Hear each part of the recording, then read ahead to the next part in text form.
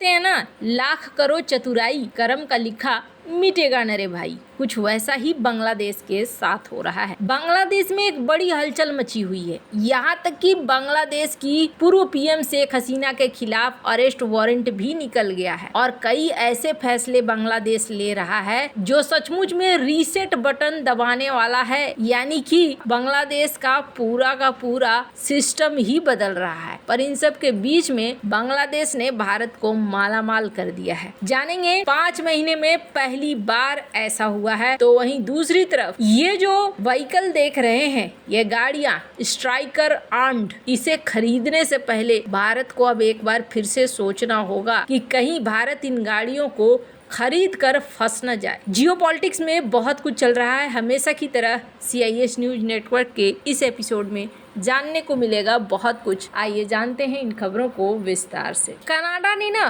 खुद से एक ऐसा सिचुएशन खड़ा कर दिया है जिससे भारत को फायदा ही हो रहा है। अब हो क्या रहा था, कई बार होता क्या है, जब आप डिफेंस डील करते हो ना, तो वो डिफेंस डील बहुत मायने करती है, न सिर्फ रक्षा के दृष्टिकोण से बल्कि कूटनीतिक दृष्टिकोण से भी।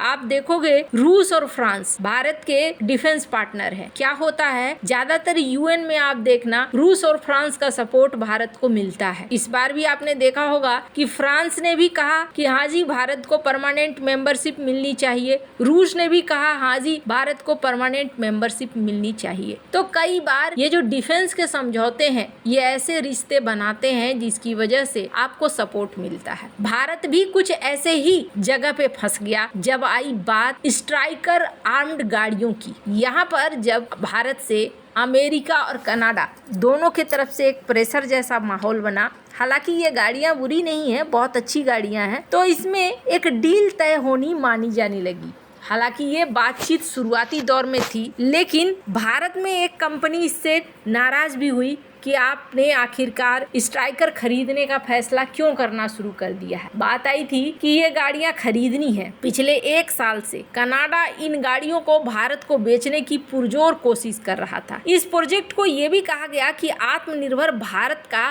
पहल का हिस्सा होगा, यानी भारत में ही इसे बनाया जाएगा। शुरुआती में कनाडा से सीधे कुछ गाड़ियां खरीदी जाएंगी, बाद में कनाडा की कंपनी GDLS के साथ मिलकर भारत इसका निर्माण करेगा। और इस चक्कर में भारतीय कंपनियां कहने लगी कि हमने भी तो यहाँ इस तरह की गाड़ियां बनाने में हमने पूंजी लगाया, पैसा लगाया, सब कुछ लगाया है, और आप ऐसा कर रहे हैं कि स्ट्राइकर खरीद रहे हैं। स्ट्राइकर से समझौता करने का क्या मतलब है? फिर हमारी गाड़ियां कौन खरीदेगा? हालांकि टाटा ने वैप बनाया था, व्हील्ड आर्म्ड प्लेटफॉर्म, जो इन्होंने अफ्रीकी देशों के साथ कॉन्ट्रैक्ट भी करना शुरू कर दिया और बेचना भी शुरू कर दिया। मोरक्को के कैसानब्लांका शहर में एक नया कारखाना भी लगाया जा रहा है ताकि अफ्रीकी देशों की मांग को पूरा किया जा सके। अब इसी बीच क्या होता है, कनाडा के साथ अभी रिश्ते ढुलमुल चल रहे हैं। अब ऐसे में अगर भारत खरीदता है तो हो सकता है कि भारत फंस जाए। कल की डेट में ये देश थोड़ा सा भी परहेज नहीं करेंगे। अगर इन्हें कहीं पर भी लगाना होगा बैन, कहीं पर भी प्रतिबंध लगाना होगा, किसी पार्ट्स को देने से मना कर देंगे, ये सब कुछ ये कर सकते हैं। ऐसे में भारत के पास अभी भी ऑप्शन है कि भारत स्ट्राइकर की तरफ न जाए। हालांकि जिस तरीके से कनाडा के साथ रिश्ते खराब हो रहे हैं, माना जा रहा है कि ये वाली डील खत्म हो जाएगी। और दूसरी तरफ भारत के पास क्या ऑप्शन है, तो भारत के पास अपना देसी वैप है और भी महिंद्रा वगैरह भी बना रही है इस तरह की गाड़ियां। तो भारत के पास किसी तरह की कोई कमी नहीं है। खैर, जहां एक तरफ ये सब कुछ चल रहा है, वहीं दूसरी तरफ ये जो देश देख रहे हैं बांग्लादेश में जो उथल पुथल मचा है, अगर आप थोड़ा पैटर्न देखेंगे ना, तो पैटर्न कुछ इस तरीके से है, किसी भी देश के अंदर उथल पुथल मचा दो और छोड़ दो, उसके बाद वो साल 10 साल 20 साल तक उसी मोड में रहेगा। अब मैं इसका एग्जाम्पल आपको देती हूँ। इराक उसी मोड में जी रहा है, बार उथल पुथल मची है और वो उथल पुथल मची ही रह गई है। सीरिया एक बार उथल पुथल मची है, उथल पुथल मची ही रह गई है। अफगानिस्तान एक बार उथल पुथल मची है, अभी भी उथल पुथल वाले मोड में ही है। क्या अगला नंबर बांग्लादेश का है? पाकिस्तान की बात करें तो पाकिस्तान की भी स्थिति ऐसी ही है, वो उथल पुथल मोड में है।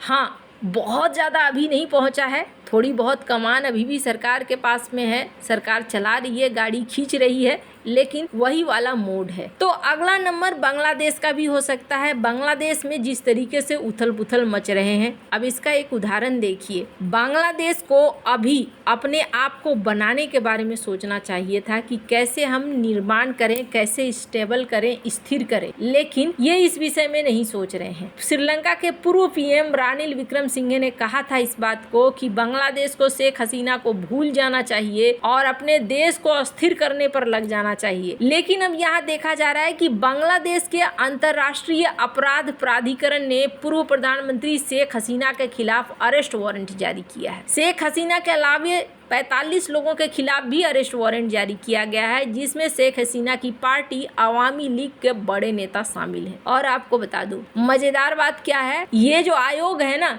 इस आयोग को बनाया भी शेख हसीना ने था। शेख हसीना ने इसलिए बनाया था ताकि 1971 में पाकिस्तानी सेना के नरसंहार में मदद करने वाले लोगों के खिलाफ कार्रवाई की जा सके। लेकिन अभी जो मौजूदा मोहम्मद यूनुस की कार्यकारी सरकार है, वो इसका इस्तेमाल कर रही है उनके ही खिलाफ गिरफ्तारी वारंट को जारी करने के लिए। एक टाइमलाइन भी फिक्स कर दिया गया है। 18 नवंबर तक उन्हें पेश होने के लिए कहा गया है और जिन लोगों को अरेस्ट करने का आदेश दिया गया है, उनमें शेख हसीना के कई मंत्री भी शामिल हैं। अब यहाँ पर सिर्फ एक चीज नहीं हो रही है कि इन्हें अरेस्ट वारंट दिया जा रहा है, बल्कि हाई कोर्ट के जजों को सस्पेंड किया जा रहा है। 12 जजों को यहाँ सस्पेंड कर दिया गया है। अब ये चीजें एक तरफ हो रही है, वहीं जो बांग्लादेश के पूर्व पीएम शेख हसीना की पार्टी है, उन्होंने कहा कि देखो जी, ये क्या कर रहे हैं, ये तो देश विरोधी काम करना शुरू कर रहे हैं। कौन सा देश विरोधी काम? अब यहाँ पर कहा गया है नई सरकार के द्वारा कि 1971 की कोई याद नहीं रहेगी, शेख मुजीबुर रहमान का कोई दिवस नहीं मनेगा,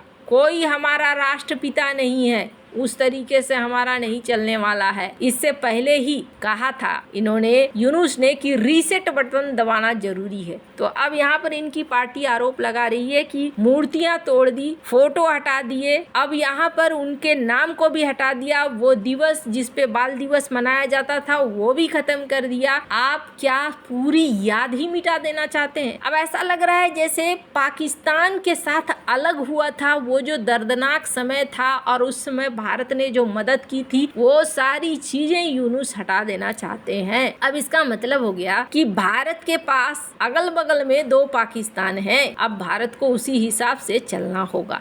खैर, अब ये जो उथल पुथल मच रही है, इस उथल पुथल में भारत क्या कर रहा है?